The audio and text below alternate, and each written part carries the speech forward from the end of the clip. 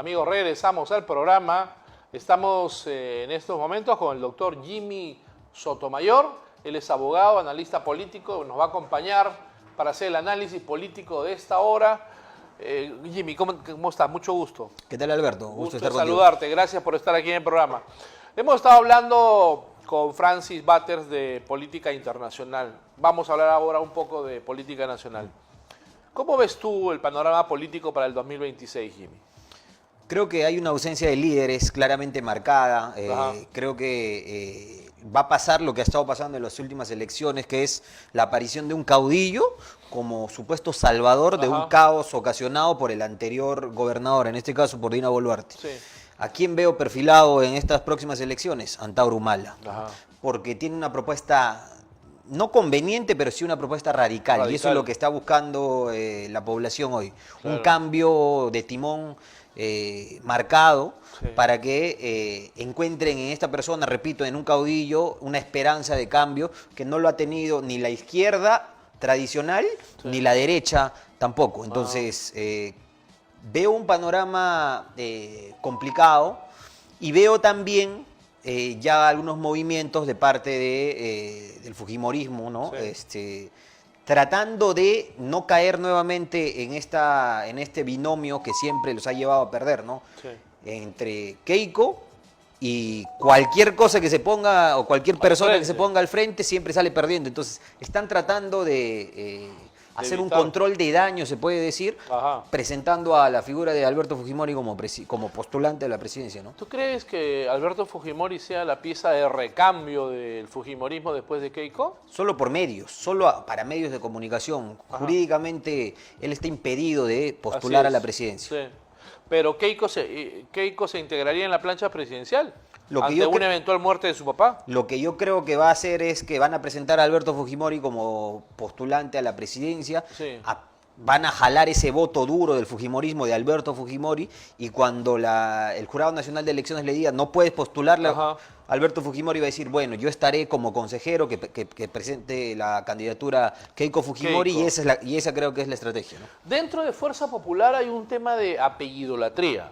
El candidato presidencial siempre tiene que ser Fujimori. Las piezas de recambio son Alberto Fujimori, ¿cómo se llama? El hermano de Keiko también, Kenji, todo lo que sea Fujimori, ¿no? Es un partido, digamos, caudillista, ¿no? A ultranza. Sí, más que partido, yo creo que es un movimiento familiar que, claro, bueno, se ha aliado con algunos actores políticos, pero que definitivamente no van a ceder el puesto número 1, que es la candidatura a la presidencia de la República, a otra persona que no lleve el apellido Fujimori. A nadie. Increíble. O sea, ¿ves ahora, Jimmy, a Antauro como una posibilidad política o como una amenaza electoral? Como una posibilidad política, hay que decirlo, porque hay que ver con quiénes se rodea también, ¿no? Hay que ver quiénes finalmente, porque puede pasar lo que ha pasado con Ollanta en su momento, ¿no? Que presentó una postura radical, que empezó las campañas con el polo rojo y demás, pero luego ya entrando al poder se dio cuenta que él no podía hacer muchas cosas que seguramente en campaña prometió, y como que dosificó un poco las propuestas, ¿no? Entonces va a depender mucho de con quién sea el líder. Mira cómo es la política. Como tú dices, Humala entró con un discurso radical, con una ideología, una doctrina absolutamente extremista, pero conforme pasó el tiempo en el desarrollo del proceso electoral, ¿qué sucedió? Empezó a ayornarse, empezó a maquillarse para poder captar el centro democrático que a la postre lo lleva a él a la presidencia de la República. Correcto, que lo que sucede es que una cosa es lo que uno pueda prometer o pretender hacer en campaña, y otra es el escenario que uno se encuentra ya en el poder, ¿no? No veo un panorama tan oscuro como en el de Venezuela, en el que producto de ausencia de líderes políticos se llevó a un caudillo. En ese momento Hugo Chávez, que tomó el poder con una dictadura. No creo que eso vaya a pasar con Antauro Humala. Primero, porque no tiene el respaldo en las Fuerzas Armadas, y segundo, porque no creo que tenga la capacidad que tuvo Hugo Chávez en su momento, ni el arrastre en cuanto a gente que lo seguía, ¿no? Claro. También veo ahí dos candidatos más que hay que tenerlos siempre mapeados. Uno es Carlos Álvarez, Sí. que apareció como una propuesta de broma en broma, pero que hoy ya creo que asoma su candidatura firme, Sí. y que si es que hacemos el balance y lo ponemos el 1 contra 1, creo que muchos van a elegir a Carlos Álvarez por incluso a muchos políticos tradicionales. Sí. Y la otra persona es Batters, ¿no? El hermano del anterior Claro. entrevistado. Philly Batters. Potente. Potente también, porque es una persona capaz, es un tipo frontal. Habrá que ver cuál es su voto duro, ¿no? Cuál es el voto, el antivoto que tiene también, ¿no? Pero no hay que perder de vista esos dos candidatos. Ante una eventual candidatura de Fujimori que no prospere a último minuto y ante la posibilidad de que Keiko asuma esa candidatura, aparece Philip Butters como una alternativa de derecha muy potente, no diría tan radical, pero dentro del abanico de posibilidades, una candidatura que expresa el sentir de muchísima gente en el Perú de centro derecha. Correcto. Pero hay que recordar, en palabras del mismo Philly Butters, es que si presenta la candidatura a Alberto Fujimori, y él lo ha dicho en su programa, Sí. gana Alberto Fujimori. Él lo ha dicho, lo ha aceptado. Entonces hay un peligro latente de la postulación de Alberto Fujimori. Y digo, ¿por qué peligro latente? Jurídicamente es imposible. Pero a ver, con los cambios que se están viendo Sí. en las últimas semanas que están haciendo en el Congreso, Ajá. ya lo imposible no deja de pasar a ser posible, ¿no? Claro. Con estas modificaciones. Ya se ha presentado incluso un proyecto de ley para poder presentar la postulación de alguna persona que haya sido sentenciada por corrupción de funcionarios, Sí. y que ahora ya estaría rehabilitada. Lo mismo está sucediendo con el tema del pago de la reparación civil, Sí. que están señalando que no es necesario el pago para que esté habilitado y demás. Entonces, creo que hay un terreno de incertidumbre, no creo que las cosas estén definidas tampoco incluso en el campo de Alberto Fujimori. Sí. Lo que te diría hoy es que hoy está impedido. Ahora, de aquí al 2026 muchas cosas pueden pasar, más aún con este Congreso, ¿no? Eso te iba a preguntar, Jimmy. Él tiene 85 años, 2 años más 87. Una postulación a los 87 años de edad no creo que sea muy saludable para la democracia peruana, ¿no? Claramente la persona que gobernaría no sería él, ¿no? Sino habría que ver a quién nombra como vicepresidenta, que es la persona que se quedaría en el poder, que es la Claro. que gobernaría, le hace Keiko Fujimori, ¿no? Claro. Y también sería claramente contradictorio con el indulto humanitario, y resaltemos humanitario, que justamente se le dio en aras de salvaguardar su salud, estando a que aducía que estaba con una enfermedad terminal, ¿no? Sí, claro. Y mira, tan terminal que ahora postula a la presidencia, ¿no? Parece que ha rejuvenecido, ¿no? Una especie de milagro humano, pero bueno.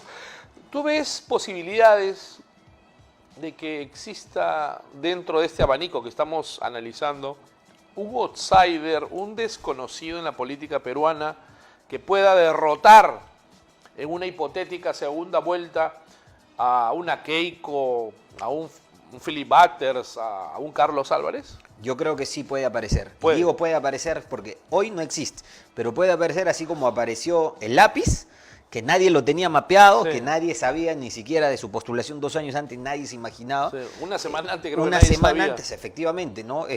Así que en el Perú todo puede pasar. Claro. Claro, y sobre todo porque sociológicamente en las últimas elecciones, Jimmy, en las últimas elecciones presidenciales, las 5, 6, 7 últimas, ha ganado un outsider. Correcto. Desde Alberto Fujimori, el mismo Toledo no era gran conocido, el favorito era otro, Castillo, Así es. tal vez Ollanta Humala.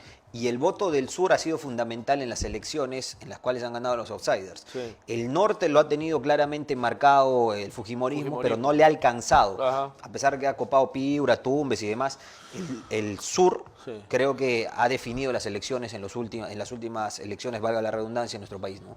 Entonces hay que hacer un mapeo importante de hacia dónde están dirigiendo esos votos, Arequipa, Huancavelica y demás, ¿no?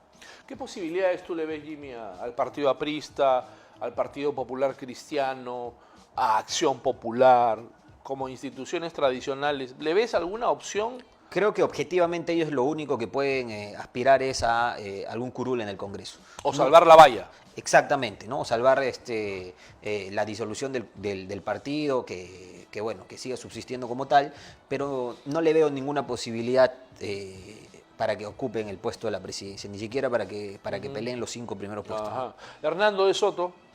Me parece que es una propuesta interesante, no obstante ello creo que no tiene el apego con el voto fundamental, la bolsa de votos fundamental en el Perú, que es el sur del país. Creo que ahí no pega su mensaje. Ajá. Y Carlos Álvarez, ¿por qué sí pegaría?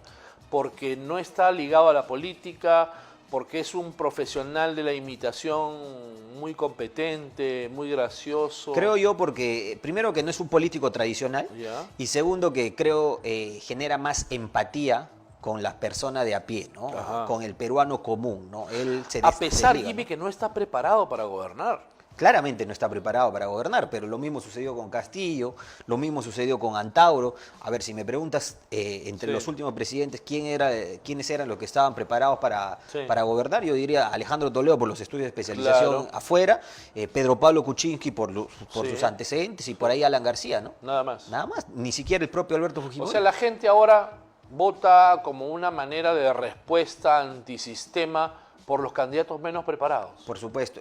Además que el voto, creo que en el Perú no es un voto tan consciente que digamos en términos políticos o jurídicos, ¿no? No es que una persona esté votando a ver si esta persona va a gobernar bien o no va a gobernar bien. Creo que votan más por un tema de empatía, ¿no? Y ese es un grave problema, pero bueno, es la representación, es el modelo de representación que hemos elegido, ¿no? En el Perú existen diferentes tipos de voto. El voto sentimental, el voto racional, el voto emocional, el antivoto, el voto antisistema, el voto odiador o hater. Correcto.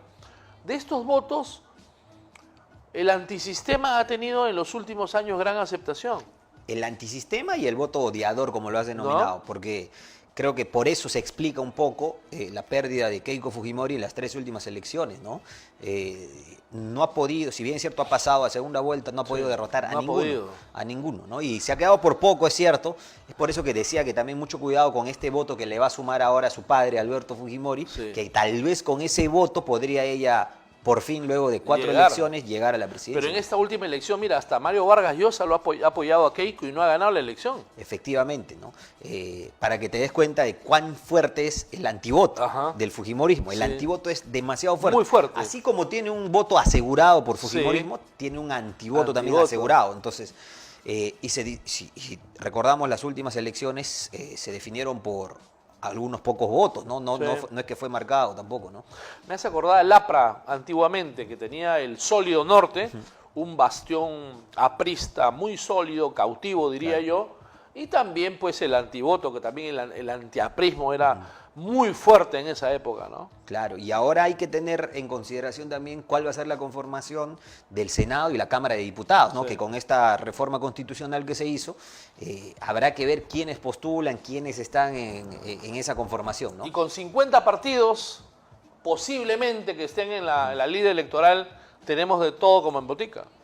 Yo creo que eso es saludable en la medida que va a permitir que sea el voto o la representación diversa y no que un solo partido, como creo que está ocurriendo ahora, controle el legislativo y creo yo, por ejemplo, que hoy el que gobierna el Perú es el poder legislativo, más que el ejecutivo. Hay una ausencia de liderazgo de Dina Boluarte. Total, ¿no? Ni siquiera presenta algún mensaje a la nación, no informa nada. Es como si ella estuviese en su trono y con ella no es, ¿no? No comunica, ¿no? Efectivamente, todo lo contrario a lo que hacía Vizcarra, pero claro, él con un objetivo político, ¿no? Sí, claro, evidentemente. Jimmy, muchísimas gracias por haber estado aquí en el programa. Te invito para una próxima oportunidad, Claro que sí, para hacer un análisis político tal vez más profundo.